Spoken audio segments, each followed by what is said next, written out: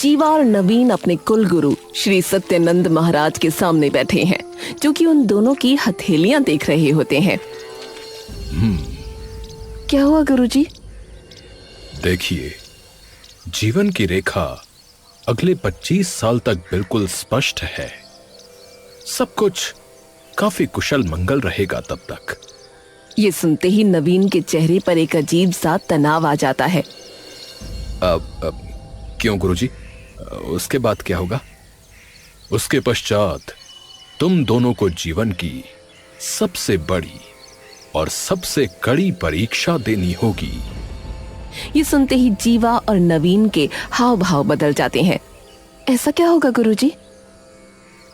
उसका उत्तर तो समय के साथ ही तुम्हें मिलेगा। अब तो इसका कोई उपाय नहीं है। अपने पूर्वजों की सिखाई एक बात भूल गए तुम। अब कौन सी बात गुरुदेव? काल चलते रहना प्राकृतिक है। दिन चढ़ा है तो दिन ढलेगा भी। तो जो होना है उसे न कोई रोक सका है, न कोई रोक सकेगा। गुरुदेव, ऐसा क्या होने वाला है? पापा, आप बचपन से मुझे ये बताते आए हो कि हमारे दादा परदादा सभी लोग जंगल में रहा करते थे और हमेशा ही हमारी मान्यता मां वसुंधरा की रही है। हाँ हाँ। ये सुनते ही विनय की आंखें बड़ी बड़ी हो जाती हैं। पर फिर ये गांव में क्यों आ गए? नहीं, यहां आए नहीं। मेरे पिता यानी तेरे दादा ने यहां पे अपना गांव बसा लिया था, जिसके बाद यहां बाहर से भी लोग आके रहने लगे। हम लोगों की असल मातृभूमि तो जंगल ही है बेटा। इसलिए तो हम सबसे पहले मां वसुंधरा का पूजन करते हैं और इसीलिए हम वनवासी कबीले के लोग उन्हें माता बुलाते हैं। मुझे तो इसका कोई सेंस नहीं लगता पापा। ऐसे नहीं बोलते बेटा, वो हमारी देवी हैं।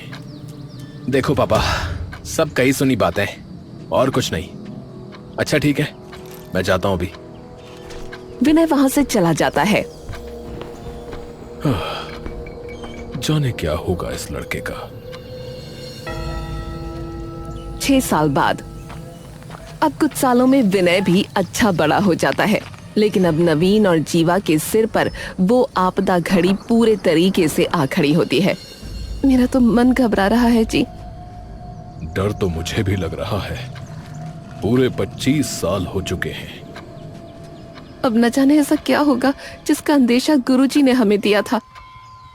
कोई बात नहीं, माता वसुंधरा है ना, वो सब संभाल लेंगी। तभी वहां विनय आ जाता है। माँ, मैं अपने दोस्तों के साथ जा रहा हूं, कुछ पैसे दे दो। अरे कल तो दिए थे तुम्हें। अरे तो खर्च हो गए ना पापा। बेटा कुछ काम वगैरह कर ले, अब तो तू 24 साल का हो गया है। अरे रहने दो पापा, आप फिर से शुरू मत हो जाना।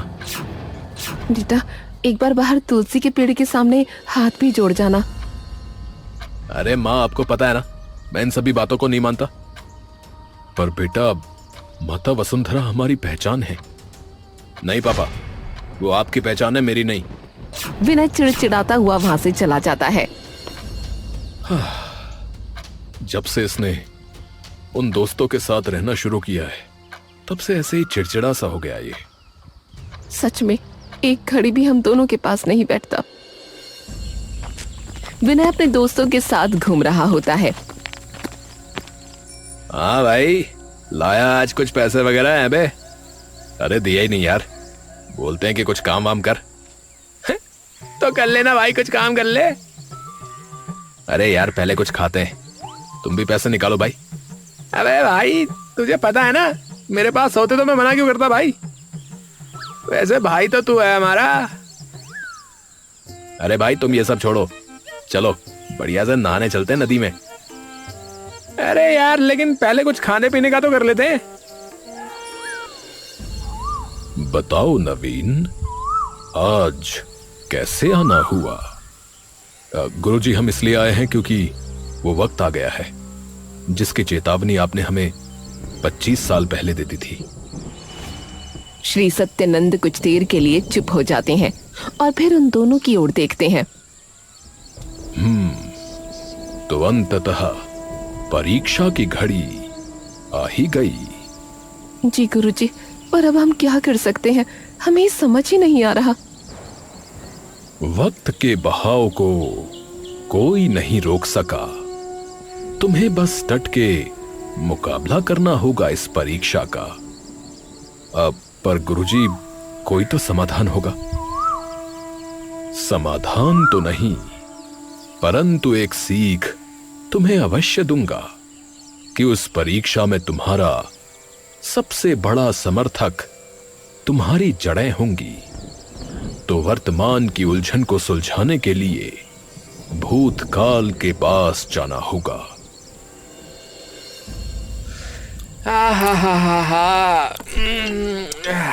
भाई मजा आ गया खाने में, मजा आ गया यार।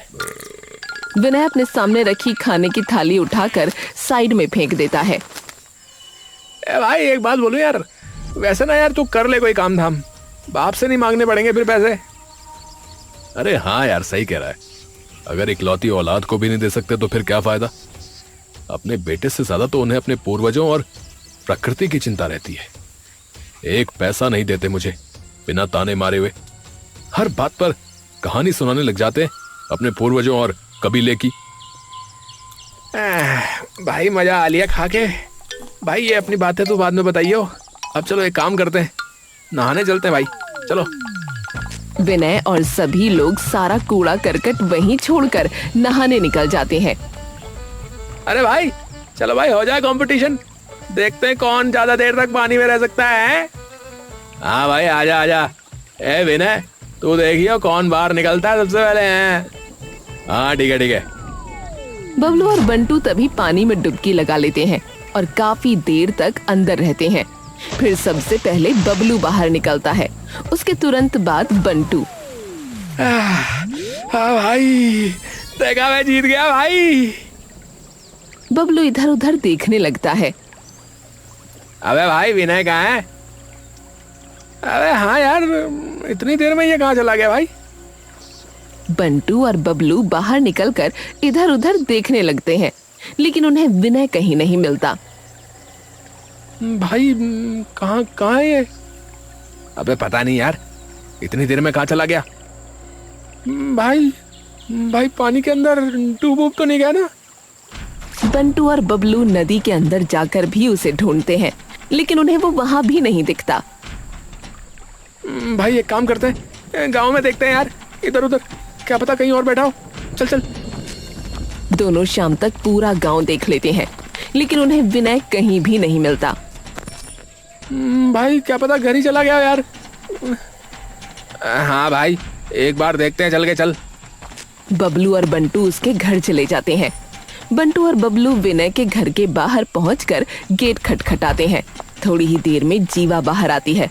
अरे तुम तो विनय के दोस्त हो ना? जी काकी, वो विनय घर पर ही है क्या? जीवा की आंखें एकदम से बड़ी हो जाती हैं। घर नहीं तो वो तो सुबह से तुम दोनों के साथ ही तो है। नहीं काकी, वो। जीवा के दिल की धड़कनें एकदम से तेज हो जाती हैं। क्यों क्या हो गया? बंटू और बबलू चुपचाप उन्हें देखने लगते हैं। क्या हुआ बताओ तो मुझे। बंटू और बबलू उसे डरते डरते सारी बात बता देते हैं, जिसे सुनते ही जीवा एकदम से सदमे में आ जाती है। हे भगवान, आ गई वो घड़ी। जीवा गुस्से में उन दोनों की ओर देखती है। ध्यान नहीं रख सकते थे तुम दोनों उसका? काकी, वो हम तो जब पानी से बाहर आए तब तक वो वहां से गायब हो चुका था। हे भगवान, जाओ तुम यहाँ से। बंटू और बबलू तभी वहां से चले जाते हैं। जीवा तभी अंदर भागी आती है और जाकर ये बात नवीन को भी बता देती है। हे भगवान, वो गया कहाँ पर इतनी देर में? मुझे नहीं पता, पर आप जल्दी से थाने चलो, पता नहीं कहाँ होगा मेरा बच्चा।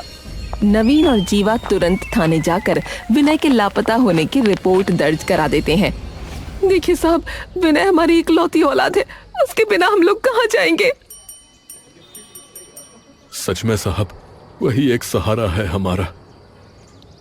देखिए, आप बिल्कुल चिंता मत कीजिए, हम अपनी पूरी जी जान लगा देंगे उसे ढूंढने में।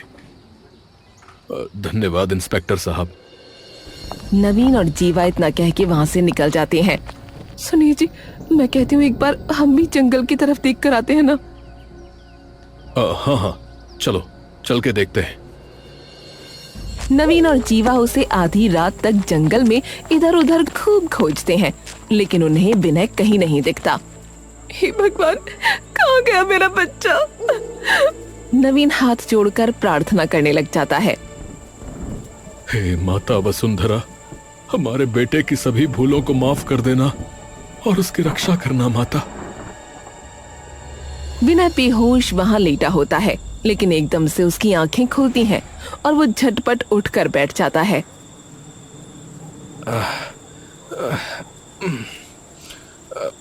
अरे, ये मैं कहाँ हूँ और मैं यहाँ कैसे आया एकदम से? तभी ठंडी हवा का झोंका विनय के बदन को थरथराता हुआ वहां से गुजरता है। ठंड लग रही है, ठंड लग रही है। विनय तभी कांपता हुआ वहां से फटाफट उठकर एक पेड़ के नीचे आ खड़ा होता है। अरे अरे, ये क्या हो रहा है? मैं हूँ कहाँ और कौन लेकर आया मुझे? विनय तभी अपने दोस्तों को पुकारने लगता है। दोस्त कहाँ है मेरे? बंटू, बंटू, अरे भाई बबलू। कोई आवाज वापस उस तक नहीं आती। अरे यार, ये सभी लोग कहाँ चले गए? विनय उस भारी बारिश में ठंड से कांप रहा होता है। हे भगवान, यहाँ तो बहुत जोर की ठंड लग रही है। ऐसा लग रहा है ठंड से जम जाऊंगा। अब कहाँ जाऊं? विनय तभी हिम्मत करके इधर उधर देखने लगता है। तभी उसे एक छोटी सी गुफा दिख जाती है और विनय कांपता हुआ फटाफट उस गुफा के अंदर घुस जाता है।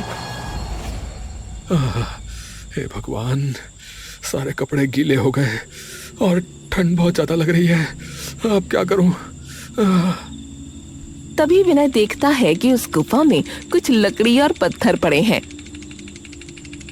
हाँ, अरे पापा ने सिखाया था बचपन में कि लकड़ी और पत्थर से कैसे आग जलाते हैं। हाँ, वही करता हूँ।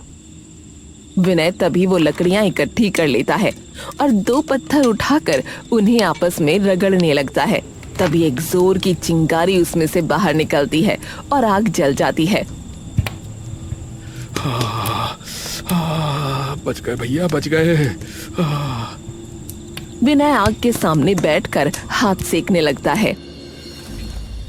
वहीं दूसरी ओर अगला दिन भी पूरा निकल जाता है, लेकिन पुलिस को विनय का अभी भी कुछ पता नहीं लग पाता। देखिए, हमारी टीम कोशिश कर रही है। जंगल बहुत बड़ा है, आपको भी पता है, तो वक्त लग सकता है। नवीन और जीवा वहां से चुपचाप उठकर बाहर आ जाते हैं। 2 दिन हो गए पर उसका कुछ पता नहीं लग पाया। नवीन जी, मुझे अब बहुत डर लग रहा है। गुरुजी के अलावा अब हम कहीं और भी नहीं जा सकते। पर उन्होंने पहले ही मना किया है, इसका समाधान उनके पास नहीं है। पर बताना तो पड़ेगा ना, ताकि वो ये बता सकें कि अब हमें करना क्या है।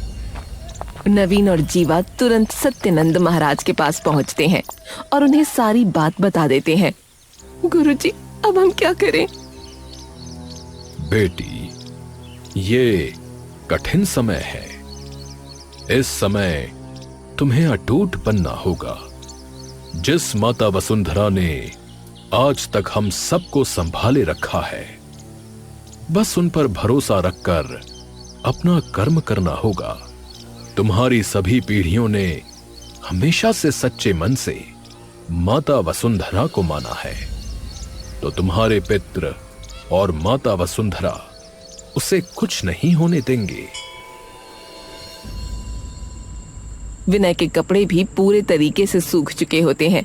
तभी विनय बाहर निकलकर इधर उधर देखने लगता है। यहां पर अब खाने पीने के लिए क्या ढूंढूं? विनय उस चिलचिलाती धूप में सबसे पहले पीने के लिए पानी ढूंढता है। प्यास के मारे गला सूख रहा है। कल तक इतनी बारिश हो रही थी और आज एक बूंद पानी भी नहीं है। विनय काफी देर तक इधर उधर भटकता रहता है, लेकिन उसे एक बूंद पानी तक नसीब नहीं हो पाता। तभी वो गुस्से में अपने पास पड़े एक पत्थर को लात मार देता है। आज कहाँ गई माता वसुंधरा? जब उनकी सबसे ज्यादा जरूरत है तो वो कहाँ है? वो पत्थर तब धीरे धीरे ढलान पर लुढ़कने लगता है और लुढ़कता हुआ नीचे जाता है। फिर जाकर एक सूखी और फटी हुई मिट्टी के टुकड़े से टकराता है और टकराते ही मिट्टी हल्की सी टूट जाती है। तभी विनय को दिखता है कि उस मिट्टी की दरार से पानी धीरे धीरे बाहर आने लगता है। विनय कुछ देर के लिए हैरान रह जाता है और तुरंत दौड़कर वहां मुंह लगाकर पानी पीने लगता है। 3 दिन हो गए, मेरा बच्चा पता नहीं किस हाल में होगा। कुछ खाया होगा या नहीं, कुछ पिया होगा या नहीं। माँ, अब तो उम्मीद भी टूटती जा रही है। कुछ करो माँ, कुछ करो, रास्ता दिखाओ माँ। तभी जोर का भूकंप वहां आ जाता है और जीवा एकदम से डरकर नवीन का हाथ पकड़ लेती है। तभी उन्हें घर के अंदर कुछ जोर से गिरने की आवाज आती है। ये क्या गिरा है? जीवा और नवीन दौड़ते हुए अंदर कमरे में जाते हैं और देखते हैं जमीन पर एक बड़ी सी संदूक गिरी हुई है और उसके सामने एक किताब खुली पड़ी है। ये शायद अलमारी पे रखी थी तो उस भूकंप की वजह से नीचे गिर गई होगी। तभी नवीन धीरे से उस किताब की ओर बढ़ने लगता है और ध्यान से उस किताब की ओर देखने लगता है। क्या हुआ? ये किताब क्या है? अब मेरे पिताजी ने दी थी मुझे। इसमें हमारे कबीले का इतिहास लिखा है। जीवा ध्यान से उस किताब को देखने लगती है। ये कौन सा मंदिर है? पिताजी ने मुझे बताया था इसके बारे में एक किस्सा। तभी नवीन के जहन में सत्यानंद गुरुजी की कही बात आ जाती है। समाधान तो नहीं, परंतु एक सीख अवश्य दूंगा तुम्हें कि उस परीक्षा में तुम्हारा सबसे बड़ा समर्थक तुम्हारी जड़ें होंगी। तो वर्तमान की उलझन को सुलझाने के लिए भूतकाल के पास जाना होगा। नवीन की आंखें बड़ी बड़ी हो जाती हैं। जीवा, हमें तुरंत यहां जाना होगा। पर आपको क्या पता ये मंदिर सच में है? क्योंकि मेरे पिता कभी झूठ नहीं बोलते थे और वसुंधरा माता का संकेत है ये। वरना पूरे घर में उस भूकंप से एक यही चीज क्यों गिरी? हाँ, सही कहा। चलो जल्दी चलो। दूसरी ओर विनय को पानी तो मिल जाता है, लेकिन खाने की तलाश उसकी अभी भी अधूरी होती है। खाली पेट 3 दिन यूं बीत जाते हैं। अरे यार, अब तो चलने की भी हिम्मत नहीं हो पा रही है। तभी विनय को चक्कर आने लगते हैं और वो वहीं गिर जाता है। धीरे धीरे उसकी आंखों से दुख के आंसू बहने लगते हैं। माता वसुंधरा, मैं मानता हूं कि अभी तक मुझसे बहुत सी गलतियां हुई हैं। मैंने अपने माता पिता की कभी इज्जत नहीं की, जिन्होंने मेरे सिर पर मुझे छत दी, खाने के लिए रोटी दी। आज उनकी अहमियत समझ में आती है। और आप, जिससे मेरे पूरे खानदान की पहचान है, उनका मैंने हमेशा निरादर किया। पर आप तो माँ हो ना, तो क्षमा कर दो मुझे, क्षमा कर दो अपने इस बेटे को। बोलते बोलते विनय की आवाज कमजोर पड़ने लगती है। तभी उसके सामने एक इंसान आ जाता है। अरे भाई, क्या हो गया? ठीक हो? खाना है? अरे क्या कह रहे हो भाई? कुछ सुनाई नहीं दे रहा। वो इंसान विनय के पास अपना कान ले आता है। खाना दे दो भाई। धीरे धीरे विनय की आंख बंद हो जाती है। वो इंसान उसे उठाकर एक पेड़ के सहारे बिठा देता है। खाना खाना। तभी वो इंसान कुछ केले बगल से उठाकर उसे दे देता है। ये लो, ये खा लो फिलहाल, खाना तो अभी नहीं बनाया हमने। विनय वो केले खाने लगता है और थोड़ी ही देर में उसे पूरी तरह से होश आ जाता है। तभी वो उठकर सामने की ओर देखता है, वहाँ कई सारे कच्चे घर बने होते हैं। ये कौन सी जगह है? ये है हमारा कबीला। कबीला?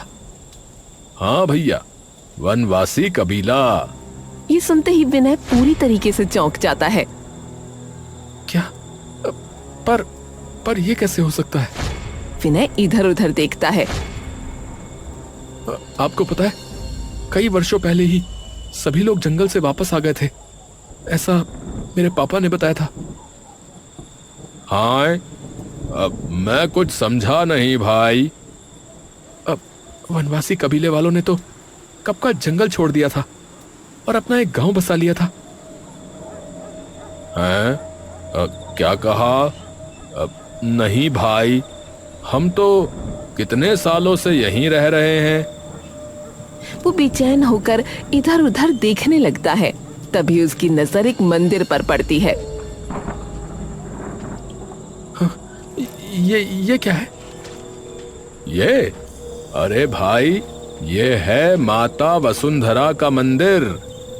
हाँ, मंदिर? पर मैंने तो कभी नहीं सुना कि माता वसुंधरा का कोई मंदिर भी था। अरे भाई, कमाल की बात करते हो। आपने कभी इस मंदिर की गाथाएं नहीं सुनी? कैसी गाथाएं? वो इंसान विनय को मंदिर के अंदर ले जाता है, जहाँ एक बड़ा सा पेड़ खड़ा होता है। उस पेड़ पर कई सारे टीके लगे होते हैं और कई सारे फल वहाँ रखे होते हैं। अब ये क्या है? बैठो बैठो, बताता हूँ। विनय और भीम वहीं मंदिर में बैठ जाते हैं। हाँ तो भाई, ये बात तब की है जब मैं 10 साल का था। तब यहाँ बाढ़ आ गई थी। न जाने कितने पेड़ उस बाढ़ के दबाव में ढह गए। हमारे पास जाने का और कोई ठिकाना नहीं था भैया। और उस वक्त हम सभी लकड़ी और सूखी घास फूस की झोपड़ियों में रहते थे। तो सब लोग डर के इस मंदिर में छिप गए और हम सबको लगा कि मंदिर का खड़े रह जाना नामुमकिन है इतनी तेज बाढ़ में। लेकिन जब बाढ़ आई भैया, तो सब ढह गया, सब कुछ, सिवाय इस मंदिर के भैया, जिसने हम सभी की जान बचा ली भैया। तो ये मेरे पापा ने मुझे बताया क्यों नहीं? ये बताओ भैया कि वैसे तुम हो कहां से और यहां ऐसी हालत में क्यों गिरे हुए थे? विनय उसे सारी बात बता देता है। अच्छा, इसका मतलब है कि माता वसुंधरा की खूब कृपा है तुम पे भैया। ऐसा क्यों? अरे क्यों नहीं, अभी तक उन्होंने ही बचाया है तुम्हें। तुम जब ठंड से कांप रहे थे तो तुम्हें उस गुफा तक पहुंचाया जहां तुम्हें वो लकड़ी और पत्थर मिले। और देखो भैया, प्यास लगी तो देखो कैसे अनोखे तरीके से तुम्हारी प्यास बुझाई। और सोचो, जब तुम बिल्कुल बेहोश होने वाले थे, हैं, तब मुझे तुम तक पहुंचा दिया भैया। है ना माता का चमत्कार। विनय कुछ देर तक ये सुनकर स्तब्ध रह जाता है। उसकी आंखों से आंसू आने लगते हैं। मैंने न जाने कितनी बार सवाल उठाए माता वसुंधरा पे, न जाने कितना निरादर किया उनका। मैं जंगल में कहीं भी जाता तो वहीं कूड़ा फेंक देता था, नदी में कूड़ा फेंक कर उसे गंदा कर देता था। हर जगह मैंने बस कूड़ा ही फैलाया, हमेशा अपने पूर्वजों का मजाक उड़ाया, उनसे चिढ़ा रहा। लेकिन मैं ये भूल गया था कि मैं उस वंश से आता हूं जिसका वजूद ही प्रकृति से है, माता वसुंधरा से है। विनय हाथ जोड़कर रोते रोते वहां अपना सर झुका लेता है। माफ कर देना माता, माफ कर देना मुझे। हाँ भैया, बस इसी राह पे लाने के लिए ही तो तुम्हारी ऐसी परीक्षा ली गई थी भैया। विनय वापस उठकर उसकी ओर देखता है। वैसे आपका नाम क्या है? मेरा नाम है भीमदास। ये नाम सुनते ही विनय चौंक जाता है। हाँ? अरे यही नाम तो मेरे दादाजी का भी है। तभी एकदम से मंदिर का दरवाजा खुलने की आवाज उसे आती है और विनय एकदम से उस ओर देखता है जहां उसके माँ बाप खड़े होते हैं। हाँ? माँ, पापा। जीवा जैसे ही विनय को देखती है तभी उसकी आंखें भर आती हैं और वो सीधा विनय के गले लग जाती है। हाय मेरा बच्चा, कहाँ चला गया था तू? विनय तभी देखता है कि भीम अब वहां नहीं होता। अरे वो कहाँ गए? कौन? विनय इधर उधर देखने लग जाता है लेकिन उसे वहां कोई नहीं दिखता। विनय तभी मंदिर से बाहर निकलकर इधर उधर देखने लगता है लेकिन वहां भी अब कोई घर नहीं होता। तभी नवीन और जीवा भी वहां आ जाते हैं। अरे वो सभी घर कहाँ गए? बेटा क्या हुआ बेटा, तुम ठीक तो हो? विनय तभी नवीन की ओर देखता है। पापा आपको कैसे पता कि मैं यहाँ पर हूँ? नवीन उसे वो किताब दिखा देता है। बेटा, ये तेरे दादा ने लिखी थी तो इसमें इस मंदिर का पता चला। विनय ये बात सुनते ही पूरे तरीके से दंग रह जाता है। उसकी आंखों से आंसू बहने लगते हैं। क्या हुआ बेटा? विनय सारी बात नवीन और जीवा को बता देता है।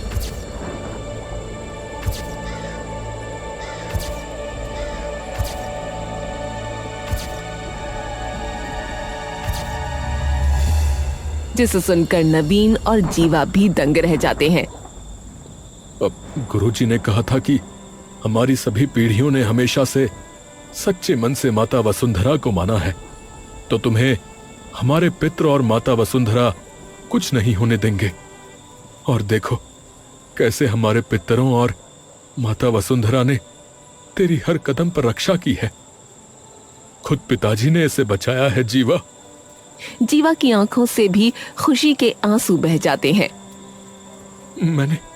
मैंने आपकी बेइज्जती तक की है पीठ पीछे कि आप तो मुझे पैसे नहीं देते, लेकिन इन 3 दिनों में जंगल में भटकने के बाद पता चला कि आपने तो सब कुछ दिया था मुझे। पापा, आपने रहने को छत दी कि गर्मी सर्दी में मुझे कुछ झेलना ना पड़े। और माँ, दुनिया इधर से उधर हो जाए लेकिन मजाल है कि तुमने मुझे कभी भूखा सोने दिया हो। और जिस भगवान से मैं चिढ़ता रहा, यहाँ उसी भगवान ने बचाया मुझे। मुझे माफ कर देना पापा, मुझे माफ कर देना। जीवा और नवीन उसे तभी गले लगा लेते हैं। अरे तुझे अपनी भूल पता लग गई ना, बस इतना ही काफी है। कोई बात नहीं। पर अब गलतियां सुधारनी भी होंगी। नवीन और जीवा वापस घर जाने लगते हैं लेकिन तभी विनय बीच में रुककर नदी की ओर जाने लगता है। अब कहाँ जा रहा है बेटा? अपनी गलतियां सुधारने पापा।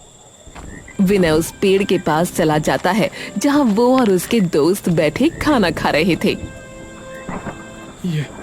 ये मेरा किया हुआ है माँ। विनय वो सारा कचरा वहां से साफ कर देता है और उस पेड़ के सामने अपना सर झुका लेता है। माफ करना, आज के बाद ऐसा कभी नहीं होगा, कभी नहीं। उसे देख नवीन और जीवा मुस्कुराने लगते हैं और अपने हाथ जोड़ लेते हैं। हमारे बेटे को सही रास्ते पे लाने के लिए बहुत बहुत धन्यवाद आपका माता, बहुत बहुत धन्यवाद।